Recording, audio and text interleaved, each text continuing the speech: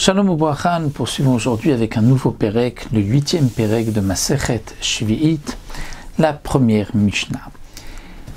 Là, le Tana nous enseigne Klal Gadol Amru Bashvit. Voici une grande règle que nous avons dit concernant les dynimes de la Shemitah. Alors tout d'abord, il est important de donner comme introduction que les fruits de la Shemitah, qui ont donc Kedushat Shvi'it, ont été donnés les ochla pour les manger. Dans la Torah, c'est marqué que cette année, cette Shemitah sera pour vous, et de là on inclut pour tous nos besoins, et les ochla pour manger les fruits. Donc d'un côté, la Torah dit on pourra faire toute utilisation des fruits de la Shemitah, mais aussi la Torah dit les manger. De là, nous apprenons qu'il y a un lien entre la manière d'utiliser les fruits de la Shemitah et la achila, comment on mange. Et de là, les Chachamim m'ont appris que lorsque l'on mange, généralement, on profite du fruit au moment où il disparaît de ce monde, lorsqu'on le mange.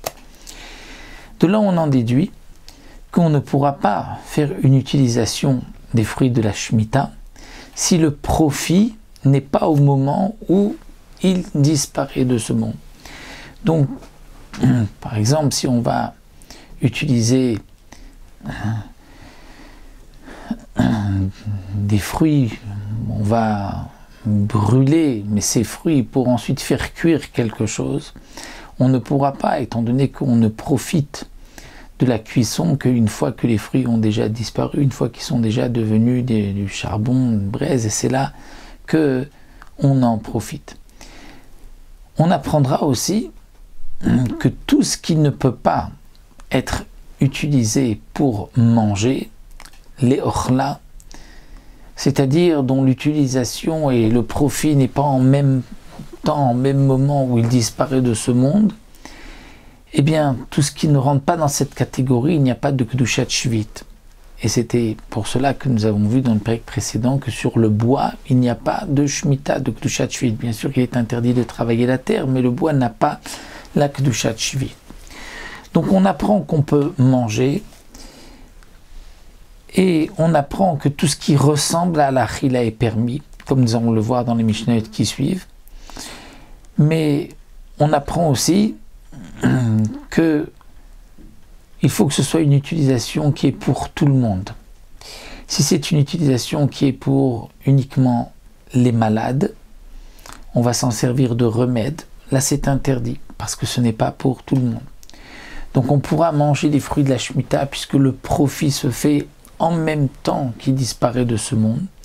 On ne pourra pas tremper du lin, par exemple, dans du vin de Shemitah, parce que dès qu'on trempe le vin s'abîme et on ne profite que par la suite, une fois que le lin a trempé.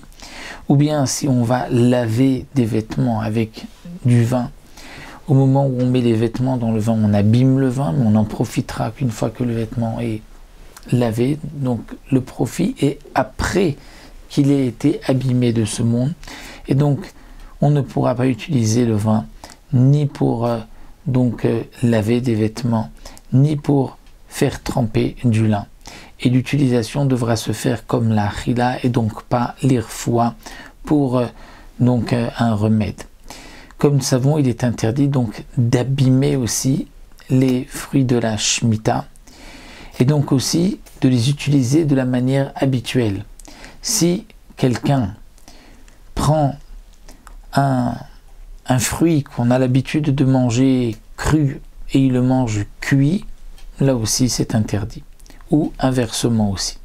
Et on ne pourra pas non plus faire du commerce avec les fruits de la Shemitah, parce que la Torah nous dit les ochla pour les manger. Donc après tout cela, on va comprendre tout de suite la Mishnah, Klal Gadol Amru Bashvit. Voici la règle qui a été donnée, la grande règle de la Shemitah, Kol HaMiyuchad LeMa'achal Adam. Tout ce qui est réservé, qui généralement est utilisé pour manger, pour que l'homme puisse en manger. En aussi mimenu melugma la Adam. On ne pourra pas s'en servir melugma comme remède, donc pour en faire un pansement ou autre chose, pour l'homme. Pourquoi? Puisque ceci n'est pas l'école Adam pour tout le monde, pour une utilisation qui soit pour tout le monde, pas que pour les malades. Et bien sûr, nous dit la Mishnah, il n'est même pas besoin de préciser qu'on ne pourra pas faire une réfoua, un remède pour une bête. Et tout ce qui n'est pas uniquement réservé à l'homme, mais que la bête va en manger. L'homme, on va dire, ne peut pas manger ce fruit, mais la bête peut en manger. Alors aussi, on pourra l'utiliser comme remède pour l'homme, mais pas pour la bête. Pourquoi nous dit le Barthénora, étant donné qu'on apprend du Passouk, et ce sera pour ta bête et la bête sauvage qui est dans ta terre, la récolte pour la manger. Donc ce qui est apte à la bête, c'est juste pour la donner à manger à la bête, mais pas pour utiliser comme remède. Et la Mishnah continue, donc quelque chose qui n'est pas réservé pour l'homme ou pour la bête, mais qu'en vérité ça dépend, parfois c'est pour l'homme, parfois pour la bête. Alors le Tana nous dit, s'il a pensé l'utiliser pour donner à manger aux hommes ou aux bêtes, alors on lui donnera et les chumrot qui sont pour ce qui est ma'achal adam et les chumrot qui sont pour ma'achal bema. Donc les chumrot qui sont ma'achal adam, on ne pourra pas en faire donc un remède, un pansement même pour l'homme. Quels sont les chumrot de la bête? C'est qu'on ne pourra pas le faire cuire, puisque les bêtes ont l'habitude de manger tout cru. Donc ce qui est réservé à la bête, ce qui peut être mangé par la bête, doit rester cru.